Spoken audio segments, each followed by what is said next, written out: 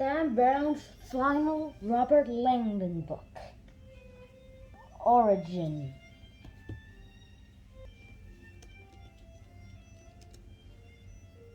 Oh, hi guys!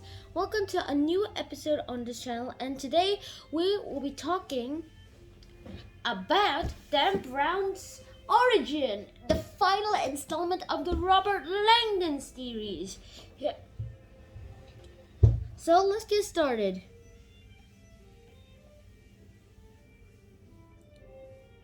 The Robert Langdon series, as we've been told, is about this Harvard professor named Robert Langdon, who has to go on through a lot of journeys to accomplish what he's done and do what his adventures always give him. A lot of adventures. And mainly in his books, it's pretty much educational. In some parts, all the organizations, websites, but not the posts. All the arts, architectural, and religious organizations in this novel are all real. And this book is based on two questions. Where do we come from and where are we going? Basically that. And so where are we going and what's going to happen to us? I don't know myself, but at least there are some things that we will understand in the future. And right now, this origin thing is going to be a bit of a little tricky challenge. For as we have been here, Dan Brown has had a lot of opportunities to shed some light onto our subjects. And those lights are not really good. For Dan Brown's origin, there are some things that makes him one of the most scientific-based Robert Langdon book for origin. Now, these are the two questions that we ask ourselves, but how do we answer them? We answer them by two things. I'll show you. Religion and science. These are the two fundamental things that give us ways to answer the questions of where we come from and where we are going. Basically, I'm quoting an altered version of Robert Langdon saying, science and religion are two different strings trying to tell the same one and answer one. Basically, the answers to the first two questions. Science and religion try to answer the first two religions in different ways. For science, they observe the scientific world and do anything they could with it so that they can do some things like harnessing the power, antimatter, dark matter, going to space, being like a Star Trekker. But the answer for where we're going is so that we can find out how we'll evolve.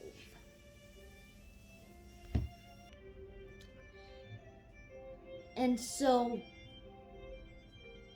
where is this going? Where's this video that you just clicked on YouTube going?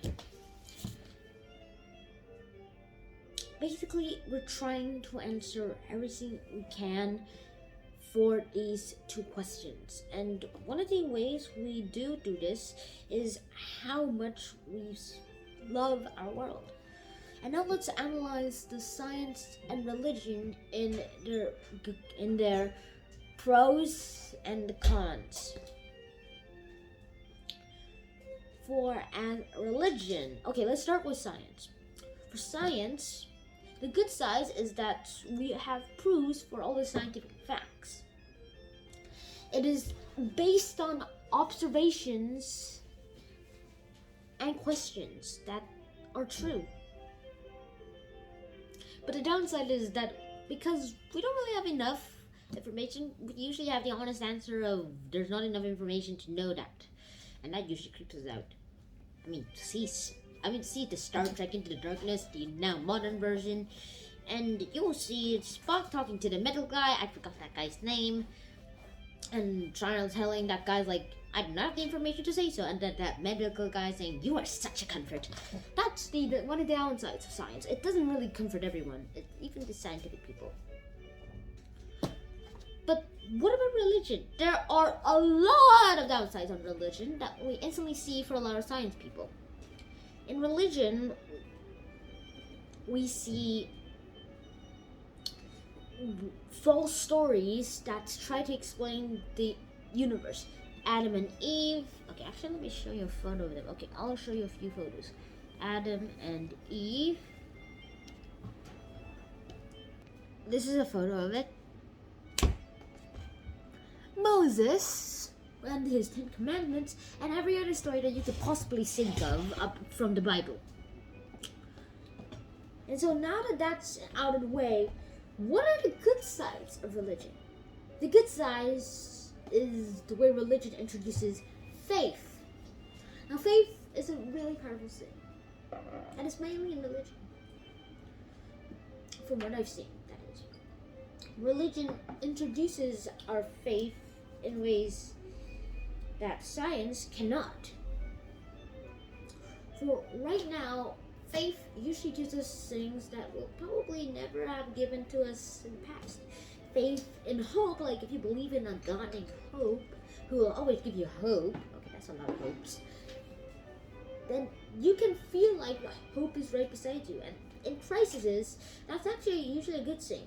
You always have to have faith in things that, even if sounding absurd, can seem real. Their illusions can actually make you feel better.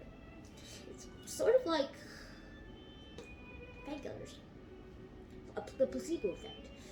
The brain takes medication that's actually not medication and perceives it a real medication, so it does what real medication really does to the body. And that's technically how religion works too. Faith in religion. Believe something, and eventually you will actually be convinced that that's the real thing, and you'll do what you should really do if it was the real thing. That's how powerful faith is. Science and religion coexist with each other.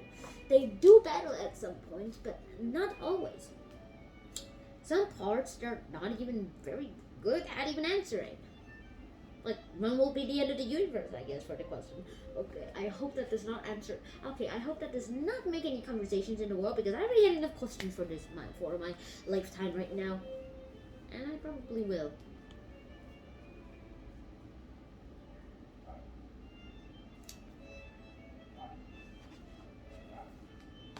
Our origins and where our ends are going to be will be a matter for science,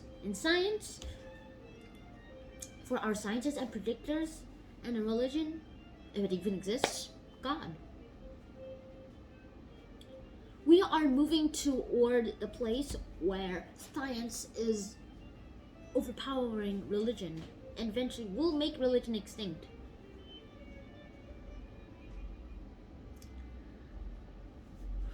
But that will be from a long time right now.